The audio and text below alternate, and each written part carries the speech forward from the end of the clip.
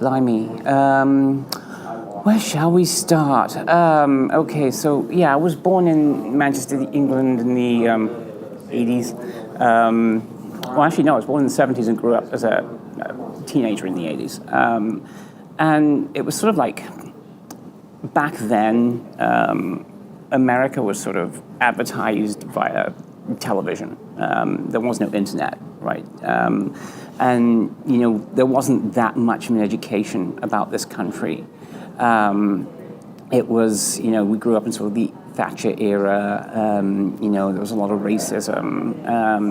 There was a lot of homophobia. And, you know, I was bullied a lot as a child. I went to a North Kestrel grammar school, which was, you know, this kind of a pompous sort of all-boys school in England, in Manchester, and sorry, it's really hard to talk about this place. It was one of the most difficult parts of my life. I'm 11 years old, and it's sort of like your. I would describe the British school system. It was like a horrific version of Harry Potter, you know, because you're 11 years old and you get thrown into this school system where everyone is 18 and under. You know, so you're going from elementary school basically to high school. There's no middle school. And these people look like giants to you. And, you know, when you go to this school, and it was very discipline-centric. There was a lot of... there was caning, so, you know, you would be hit with a, you know, bamboo rod as thick as your thumb. Teachers would walk around in these black cloaks and sort of like, we used to look like Darth Vader basically, in these flat caps, and, you know, and it was like they were surveying troops of rebel scum, and, you know, we would always have to fall into line. The upper sixth formers and lower sixth formers, 17 and 18-year-olds, were given designations prefects, which was sort of an in-school bully squad. There was sort of an in-school sort of Gestapo.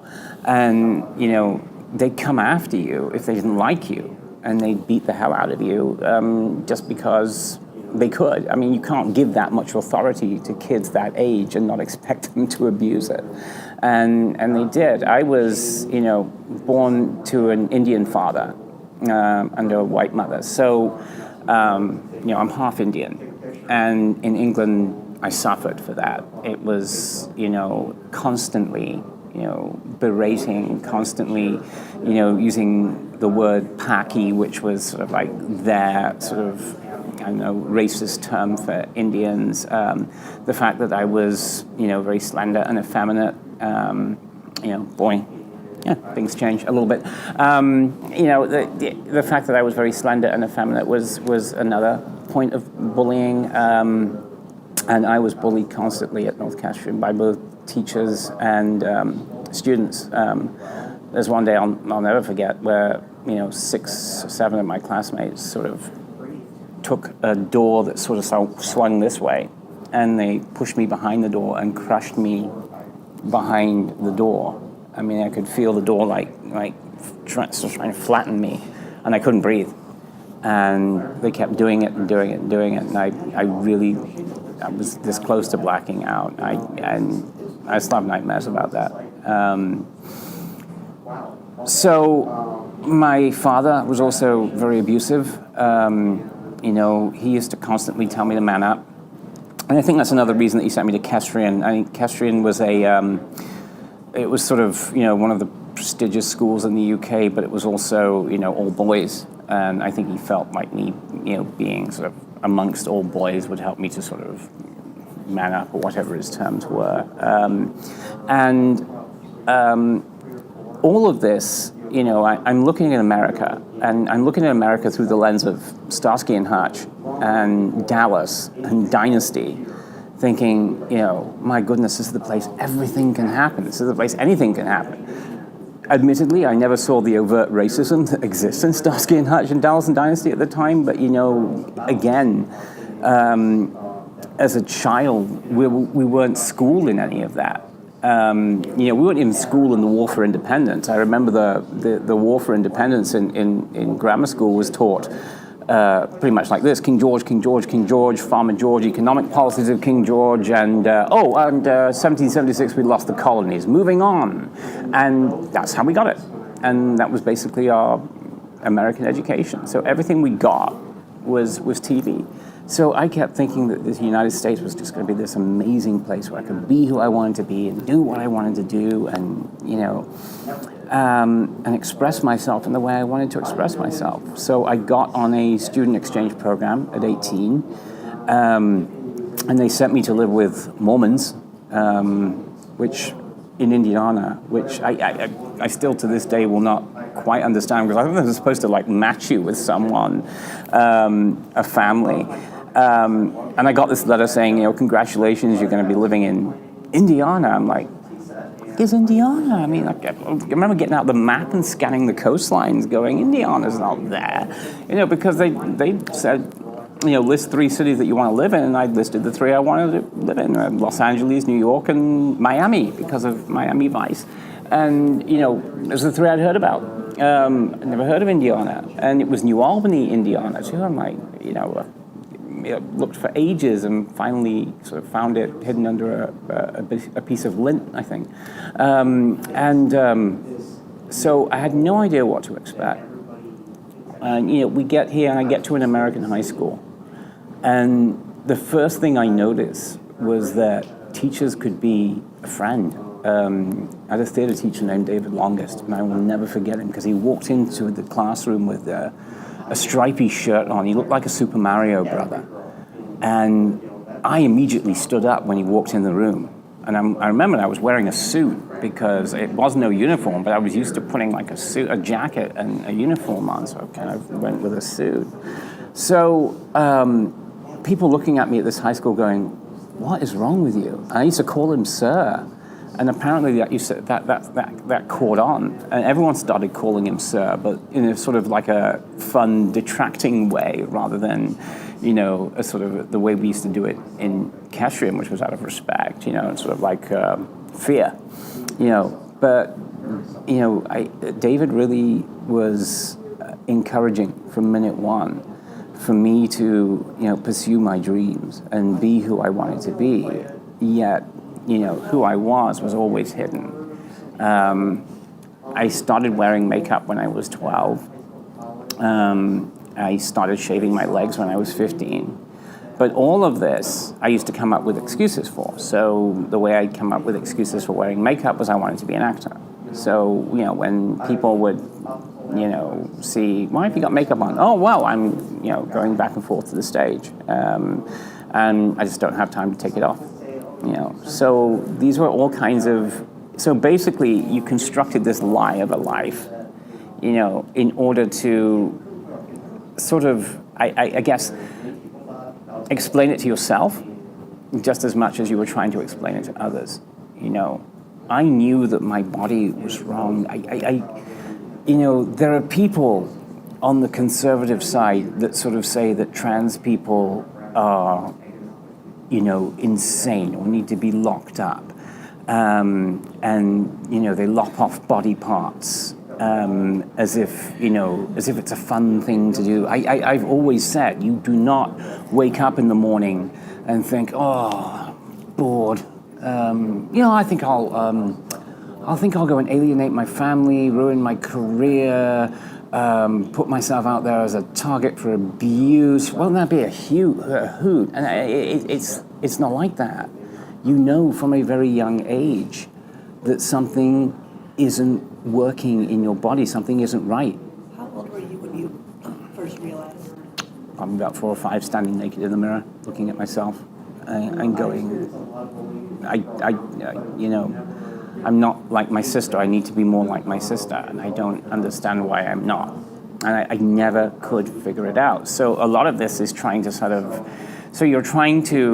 you create a lie around your entire life. I remember creating a lie around the color of my skin. In England, I used to tell people, no, I'm not Indian, I'm Romanian. I remember because I did that because I used to see these Hammer horror movies about Dracula. Actually, that's when vampires were scary, before Stephanie Meyers kind of balls that up for everyone. I used to pretend that I was from an area somewhere near where Dracula was from, so people would get frightened, and it never worked. But, you know, I never was proud of my own heritage. I wasn't proud of my body. I wasn't proud of my feelings, the feeling of the person that I was. So I created entire constructs to explain it, and it became habitual. But then I get to America, and those constructs continued. You know, because I'm in Indiana, and in as much as you know, people were like, "Wow, you're from England," and you know, I was really popular because I had an English accent. You know, girls would come up to me and go, "Do you like know Princess Di?" And I'd go, "Yeah. Everyone in England knows Princess Di. Yeah, we all get together in the same pub." And you know, the other question you get, "You're from England?" Mm-hmm. "Well, I got a brother in England. You know him?" Yep. John, tall fella. Yeah. John's a great guy. We all like each other. And there was this amazing popularity that I'd never had before, which I was reveling in. But at the same time, you know, I daren't ever tell people that, you know, underneath my bed and in the suitcases, the 2 suitcases I brought to the United States, was a bag of female clothing that I had collected from, you know, the English version of Goodwill over the years. And I didn't tell people that. And although the other thing that happened in the United States was that people tended, the other thing that I noticed, for example, my first day in high school, was when I went down to the cafeteria, was all the black kids were sat in the center of the cafeteria and all the white kids were sat around the periphery. And no one was going between the black kids and the white kids. And I was like, that doesn't seem right. I mean, I thought America was embracing of everyone. So I'm starting to get this sense of racism.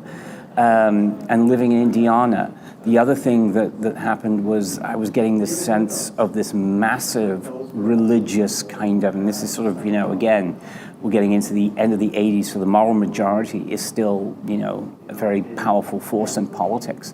So I'm really feeling that, and, you know, feeling like the anti-gay stuff here was worse than it was even in the United Kingdom with groups like the National Front. So, I mean, you just withdrew, and coming to America didn't really solve all my problems, but what it did was sort of, as I grew up, just forced me to have to confront them because of the life that I had. I was married twice. First, and both marriages just collapsed because of, I'd say, my gender identity. Because I married women that, you know, understandably could not accept the fact that I shaved my legs, wore makeup, and, you know, wanted to wear female clothing. And, you know, I used to lie to try and cover that up. You know, again, you know, it was like when I was married to my first wife, Debbie. You know, it was like I was having an affair with myself because there was a suitcase full of clothes hidden, you know, in the back of the closet. And whenever she would leave, the clothes would come out. And I'd put them on, I'd look in the mirror, and I'd feel this sense of, the only word I can come up with was peace. You know, I was at peace with myself. It wasn't sexual. It's the only time I felt peace. And she'd find them, or she'd find out, and she'd, you know, lose it. And eventually, you know, the marriage collapsed. Same thing with Shelley, who was an evangelical from Texas. You know, I just fell in love with her. And I tried to sort of see if she was going to be a little bit more understanding. And initially when we were dating, she was. And then we got married and all that suddenly changed. And she tried to convert me. You know, she first of all, she sent me to psychologists. The psychologist I went to in Indianapolis said, you know, there's nothing wrong with you. I went and told Shelley this, she flipped out. She sent me to a church psychologist who all but did, you know, his version of The Exorcist, you know, the power of Christ compels you, and, you know, didn't work. And that marriage collapsed. There's a son from that marriage that I still have not seen, you know, because she took him away from me, because in Indiana, it was very backwards back then, and it's still, I can argue about whether it's made any progressions, but certainly if your ex-wife could take you into court and accuse you of cross-dressing, people thought you were a pervert. So the only way I could see my child was a supervised visitation. I couldn't afford it because it was $70 for every half hour, so I couldn't see him. And eventually he was adopted. Who was the first person that you told you were out? It was in 2007. I came to Chicago. I actually came from Chicago from Los Angeles. I moved around a lot after my divorces, and I lived in LA for a couple of years, tried to pursue this career as an actor. Didn't quite pan out.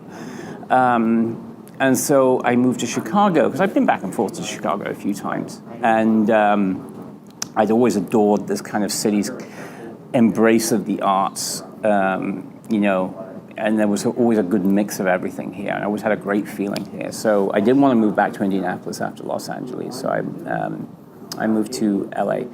I moved to Chicago from LA. And I remember getting a job, actually, for the first time. I've been an actor, up until then. And this is, 2007, so I'm up in my mid-30s. And I remember, still wanted to act, but I needed to bring in some salary, so I got a job at Golden Apple Foundation, which is a foundation that helps teachers, awards them every year. And really great company, only 20 people. But the first time in my life I actually had health insurance. And I thought, okay, I've lost 2 marriages. I have, a son I haven't seen, and I want to confront this. I want to do something about it. By then, the internet's getting a little bit, more prolific, and you start to see the word transgender, rather than just hear about it or, see it in sitcoms or this, that, and the other. And I decided I was going to go see an actual psychologist. And I went to a guy named Mark Johns, and I thought there was going to be no beating about the bush. This guy was in Evanston, it's a suburb of Chicago in the north. And I went to see him, and I went to see him wearing high heels and jeans and spaghetti top, and makeup was all over the place, and I did what I could with my hair, but I walked in shaking, and he's this wonderful gay guy, sort of a big teddy bear of a gay guy, and he sort of sat me down. He says, "So, why are you here?" And I said, "Well, isn't that obvious? I want you to help me. I think I'm transgender." And he immediately set about working with me, and for 7 weeks we met. And he said, "Congratulations, in my opinion, you're transgender, and I think now it's whatever you want to do with that." And, we discussed the options, and we discussed gender reassignment, or gender confirmation surgery. I remember once he had given me that diagnosis, for some reason, it was like, I was thrilled. I was like, that's it. I've got an answer. Again, 2007. It wasn't on vogue to be transgender in 2007. I remember the first gender sort of, transgender group that I got together with was the Island Girls, and there was this tiny little group that met in a small bar in a deep south suburb of Chicago, and it would be people who sometimes would arrive in male attire, but go into the bathroom and dress and come out. So they were living, pretty much most people in there were living stealth lives. And, but for me, actually having that answer and actually knowing who I was, finally, I remember calling my best friend, her name at the time, her name was Lisa, and I said, "I'm transgender." It was almost like, celebrate with me. And of course she didn't. She's sort of like, "I think you're making a terrible, terrible mistake." And and that's when you kind of discovered who your friends were. There were a lot of friends that were very supportive. There were a lot of friends, like Lisa, who weren't, and we're no longer friends, and it broke my heart. My family back in the UK, and my mum who'd moved here, mum didn't talk to me for a year, at least when I came out to her, and that was very, very difficult. I had a son from my first marriage, Fred, who I loved beyond all words, and I remember he was about 10 at the time, and I sat him down, had a conversation. I thought, how are we going to approach this? Well, there's a British show called Doctor Who, and it's very popular here now. It used to be, but all of a sudden, wow. You guys are getting with the program. We talked about how the main character will sometimes regenerate. When they wanted to change actors in Doctor Who, they basically came up with this whole magical idea that the guy could regenerate into another different face, same person. But a different face, sometimes different characteristics. And I tried to explain to Fred that way. That was kind of like a regeneration. But I was still the same person. I still loved him. I think at first there was no way he was going to understand that. There was no way he was going to understand this. I think what I didn't get and what I didn't understand was that my mum, some of my friends, my son certainly were mourning what they believed was the passing of the male person being replaced by Gretchen, and I didn't understand that about them. I didn't like the male person, so I thought, why would anyone mourn him? And so I didn't get that, and as a result, I think I got a little bit selfish about it. People need to just accept me now, and that's not how they worked, and I think I approached it from the wrong way. So when they misgendered me, I get very upset about it, and I wasn't patient about it. Everyone at work was really, really supportive, but at the same time, when people would go, she, and I'd sort of give them this look, and I needed to be more patient, but I wasn't. I think you learn from that experience. Getting to where I am now was really challenging. It was a lot of surgeries, and those surgeries were very painful. The gender confirmation surgery was done by a gentleman who didn't mobilize my legs properly, and so I got compartment syndrome, so I had about a 6-inch scar down the side of my leg, almost lost my left leg.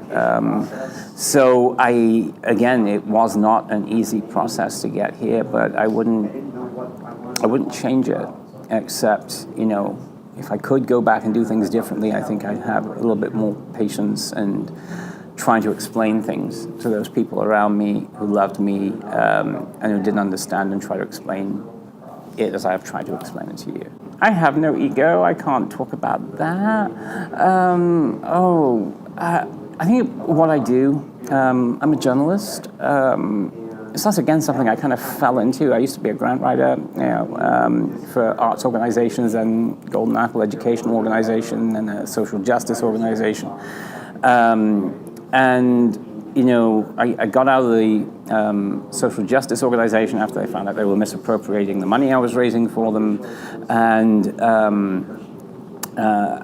I just felt this sort of, I don't want to be part of the nonprofit world anymore. And I met Tracy Baim. She's the publisher for Windy City Times. She's an amazing lady. And I'd known actually about Tracy for a long time. My middle name, Rachel, was actually, Gretchen Rachel, was actually sort of pulled from a character in one of the films that she produced. So this woman was a hero to me in many ways. And when I met her because I was fundraising for the Reeling Film Festival, and I met her as part of the sort of, what can Windy City Times do for us kind of on a media side. And once we were talking about my frustration with, what I was doing and, fundraising, my heart wasn't in it anymore. She said, well, how would you like to come work for us? And I fell into journalism, 3 years ago, and I've discovered I don't know whether I've got a knack for it. That's up to other people. But I've discovered this adoration of, lifting up other people's stories, discovering. One of the investigative pieces I did was about a girl, a trans woman of color, who was imprisoned in Chicago for 4 years without a trial. And, I wrote about her. We managed to get her a top-flight defense attorney who worked pro bono, and she's out now. She's free. That kind of, that was one of the great moments of my life, was when I was waiting outside the prison with her family, and she came out. And I hugged her for the first time, because I visited her for so many, for 2 years while I was writing the story, and we'd always be separated by this big, thick sheet of glass. And I hugged Isha for the first time, and it was like, I'll never forget that moment, not as long as I live. And so, yeah, I think as maligned as journalists are these days, we, for the most part, and you can't generalize about anyone, but we really are very much idealists in what we do, in the fact that, what we want to do is open people's eyes, whether that's to suffering or even the joyful or even the positive sides of people. How many times have I written about an LGBT organization that's trying to help the homeless, or is trying to give people jobs, or and it's upon us to lift up those stories, and especially about the transgender community. So, what do you think is the greatest challenge facing the LGBTQ community today? I think, without a doubt, it's the fact that we're not unified. I see a lot of infighting within the LGBT community. I see a lot of infighting within the transgender community. And that is not going to get us anywhere. Now, right now, we're about, 5 days away, nearly, from living in a world which may be substantially different and more antagonistic towards us than perhaps we have ever lived in. Despite the gains that we have made in terms of people's hearts and minds, in terms of judicially, in terms of securing our civil rights, we now live in a world where people aren't, which has become so polarized, that we could very well find ourselves the focal point of a very antagonistic administration and, its followers. And the only way that we are going to be able to combat that is to unify as LGBTQ people and stop the infighting, stop the differences, whether they are along racial or class lines between ourselves. Understand that those differences exist, but that we have a common enemy. And that common enemy is intolerance, whether it is in the form of a president or in the form of the vice president or in the form of an administration. Then we have to come together and fight that. And the only way we're going to do that is by doing it as a unified and collective group of people.